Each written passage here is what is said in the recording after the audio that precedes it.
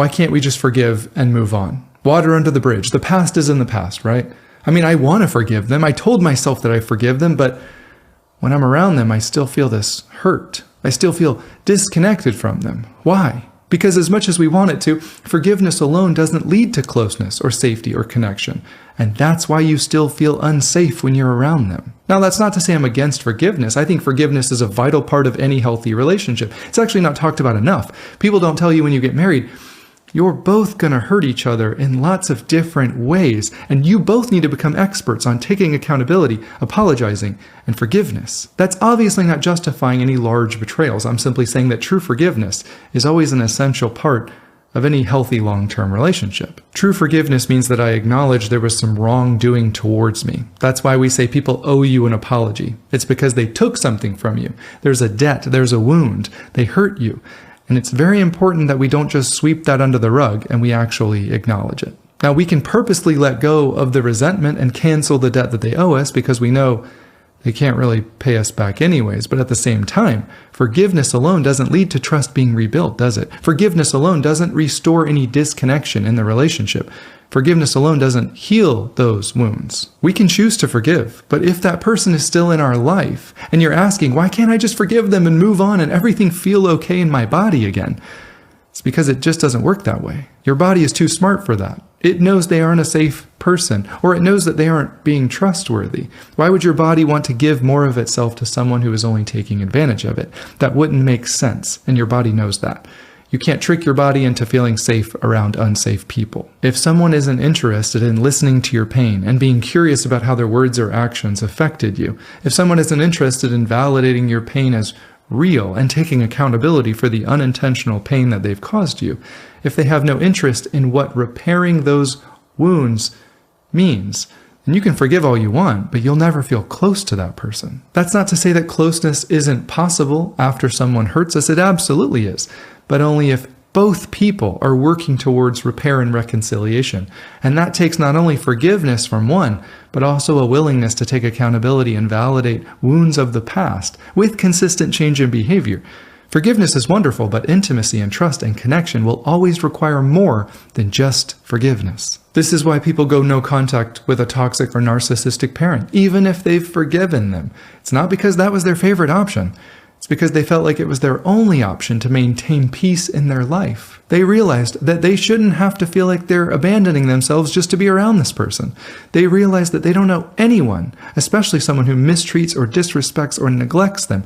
They don't know anyone, their time, energy, or bodies.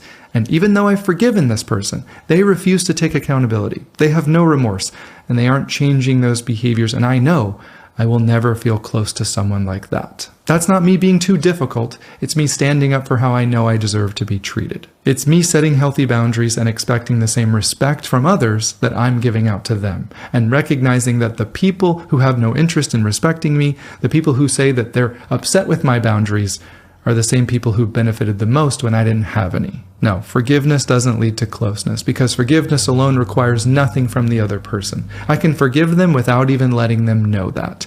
But closeness, connection, safety, trust, those always require something from both people. So let's be careful thinking, I just need to forgive and move on. You don't have to forgive or move on depending on the betrayal. And worse, it's actually more damaging in some situations if you just forgave and moved on with someone who isn't showing you that they're actually repentant and serious about repair. That's just setting you up to be hurt again in the exact same way. And I'm just telling you now so you won't be surprised when it happens. Eventually, they are going to hurt you in the same way enough times, and maybe they say they're sorry, maybe they don't, but regardless, they won't do the work to change their behavior, and eventually you will come to your own conclusion. The only way for me to not be hurt again is to remove myself completely from this environment. Now, a toxic person will blame you for setting healthy boundaries. A narcissistic person will say you're abandoning them when you do that. They'll weaponize forgiveness and say that love forgives. But they leave out the part about love taking accountability and changing hurtful behavior towards someone else.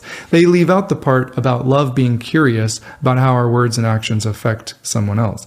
They leave out the part about how love is selfless and sacrificial and mutually respectful. And like I said earlier, I'm a big fan of forgiveness, because what's the alternative? Holding grudges, resentment, bitterness? I mean, I don't want that in my body, do you? The only way to get rid of that negative energy is forgiveness. But that doesn't mean that just because you forgave someone, that they're allowed access back into your life. You have to be the judge about whether or not this person has shown by their actions, not their words, that they deserve access back into your life. And I understand how difficult all that is. I mean, we don't ever want to lose those that we love. But once again, if they truly loved us, they wouldn't be hurting us and then refusing to repair. And yes, there are some ruptures and hurts that simply can't be repaired, and that's okay. You can forgive someone if you choose to, and then decide this hurt is too big. I don't want to go through the work that it would take on my side to repair this wound, and that's okay. You do not need to feel guilty about that. The only point of this video is to remind all of us, sometimes we think forgiving someone will magically remove the consequences of their actions, and it doesn't. The consequences are still there. Distrust, disconnection, pain, not feeling safe around this person. It's all natural consequences of betrayal. And of course, there are different types of betrayals that require different interventions. I'm just saying forgiveness isn't the first step towards healing. Acknowledgement and being honest about how they hurt you is the first step to healing. And then understanding that in order for repair to take place, they have to do work on their end. That's the first step. Now, if they are doing the work, it doesn't mean you're going to feel close to them overnight. Of course not. Your body is too smart for that, like we said. But we have to be careful because sometimes we stay with someone who is willing to put in the work to make this right, but we continue to hold it over their head. We bring it up during every fight. We use it as a pawn, and that's not okay either. You don't have to forgive them. You don't have to stay with people who have hurt you in the past. We've already gone over that. But it's not fair to stay with someone, choose not to forgive them, and then continually use that against them. That's not mature. And the last thing I'll say to people who are doing the work of repairing those past ruptures, you have to understand that this is a long process. Trust is built slowly and can be broken in an instant, right? So you need to remember that you're in this for the long haul. What I mean by that is depending on the size of the betrayal, that's how long it's going to take for this person to start trusting you or feeling safe around you again. And it might be months or years before that happens, and that's still normal. Now, of course, I hope that if you're in this category, you're getting help from a professional. My point is just that even though it was in the past, right? Even though it was months ago, we as the person who betrayed someone in any way need to be compassionate and empathetic when they are honest with us that they are experiencing a trigger over something. There are healthy ways to bring those up. And it's actually essential because it's in those moments when they say to us, man, passing that restaurant or that building really brings up some feelings of betrayal again. And for us to validate them and tell them that makes sense and ask questions and get curious about how they're feeling and what they're needing to feel supported and held in those emotions. That's how you rebuild trust and safety in the long term. Telling them that they should be over it already does the opposite. So I hope this was helpful in some way. As always, I hope you're both doing the work that trust and safety and closeness require of all of us because I want you to have the relationship that you both deserve. Thank you so much for listening. Can't wait to see you in the next one.